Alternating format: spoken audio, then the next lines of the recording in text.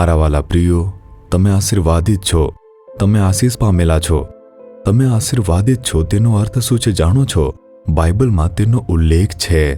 ધન્ય પુરુષ અને ધન્ય સ્ત્રી માટે ઈશુએ ધન્ય લોકો માટે થોડાક વચનો આપ્યા છે. તમે લોકો ધન્ય છો જ્યારે આપણે આમ કહીએ છીએ. તેનો અર્થ છે કે તમે આશીર્વાદિત છો. હું તમને જોઈ રહ્યો છું અને કહું છું કે તમે આશીર્વાદિત છો. તમે આ કેમ કહો છો આમ પૂછો તો શું તમે જેઓ પ્રભુનું વચન સાંભળો છો આશીર્વાદિત નથી? શું તમે પ્રભુ દ્વારા આશીર્વાદિત થયા નથી? દરરોજ તે તમારી સાથે વાત કરે છે, તે તમારી પ્રાર્થનાઓને સાંભળે છે, તેને ઉત્તર આપે છે. તો પછી તમે પરમેશ્વરની નજીક છો, તમે તેમની સાથે ચાલો છો. આનાથી કયો મોટો આશીર્વાદ જોઈએ? તમે લોકો આશીર્વાદિત છો. મને મારા જીવનમાં કોઈ આશીર્વાદ દેખાતું નથી. શું તમે આમ કહો છો? હું પ્રાર્થના કરવાનો પ્રયાસ કરું છું, મારા જીવનની અંદર દરરોજ સંઘર્ષ આવે છે. શું તમે આવી રીતે વિચારો છો? જો તમારે લોકોએ આશીર્વાદિત બનવું હોય, તમારે કામ કરવું પડશે. બાઇબલ શું કહે છે શું તમે તે જોયું છે? ગીત શાસ્ત્ર તેનું 84 તેનું 5મું વચન, જેઓ યહોવામાં બળવાન અને જેઓના હૃદય તમારા માર્ગો માટે ઉત્સુક છે તેઓને ધન્ય છે.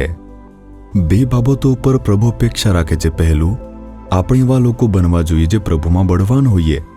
બીજું, આપણું જે હૃદય છે તે પરમેશ્વરના માર્ગો ઉપર કેન્દ્રિત રહેવું જોઈએ, પરમેશ્વરમાં બળવાન બનવું જોઈએ. ઘણા લોકો માણસો પર વિશ્વાસ રાખતા હોય છે, પૈસા ઉપર વિશ્વાસ રાખતા હોય છે, હોદ્દા ઉપર વિશ્વાસ રાખતા હોય છે કે હું આને ઓળખું છું, તેને ઓળખું છું, હું તેને મળી શકું છું. તેઓ સંજોગો પર વિશ્વાસ રાખશે, પોતાની શક્તિ પર વિશ્વાસ રાખશે. ના, પ્રભુ મારી આશા છે, તે મારી સામર્થ્ય છે, મારું સર્વસ્વ છે. જે તેમના પર આધાર રાખે છે તેઓ આશીર્વાદિત છે. બીજું, જેમનું હૃદય તે પરમેશ્વરના માર્ગ પર કેન્દ્રિત હોય છે. તમારું હૃદય કેવું છે? વચન કહે છે કે આપણું હૃદય તે કપટી અને દુષ્ટ છે. તે ક્યારે બદલાશે? કેવી રીતે બદલાશે? આપણે કહી શકતા નથી. જે લોકો આપણી સાથે સારી રીતે રહેશે, તે મિત્રો છે, પૈસા ઉછીના લેશે અને કદાચ આપણને છેતરશે. તે મારો સારો મિત્ર છે, મારે ન છેતરવું જોઈએ. તે લોકો આવી રીતે વિચારતા નથી. શું તમે આવા ઘણા લોકોને જોયા છે?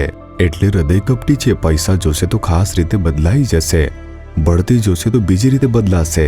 હૃદય ખૂબ જ કપટી છે. પરંતુ આપણે હૃદય આપણા સાચા માર્ગ ઉપર ચાલવું જોઈએ. તમારું હૃદય કેવું છે તે વિચારી જુઓ. શું તમારા હૃદયમાં ઈર્ષ્યા છે, અભિમાન છે, ચીડ છે, ગુસ્સો છે, ખોટી ઉત્સાહ કે કપટ છે? જેના હૃદયમાં આ વસ્તુઓ હોય છે તેમને પ્રભુ કેવી રીતે આશીર્વાદ આપશે? તપાસ કરી જુઓ.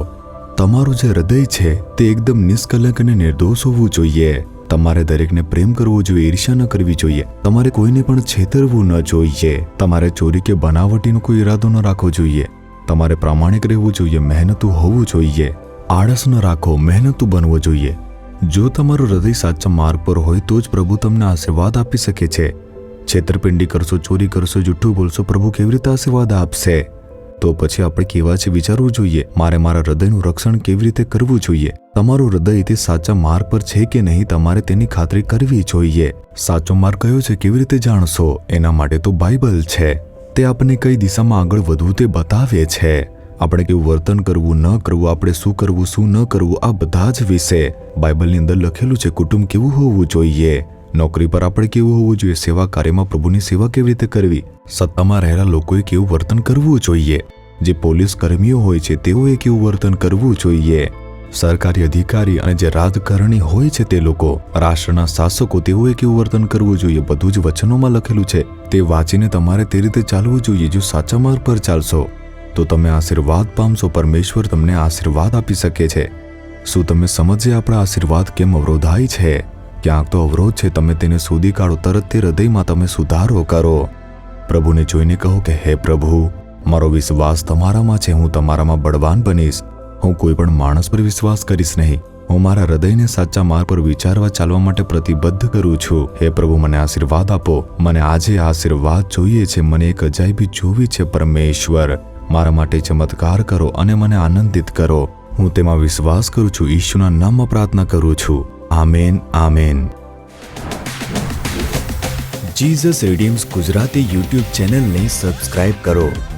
દરેક નવા કાર્યક્રમની માહિતી મેળવવા માટે બેલ આઇકન પર ક્લિક કરો.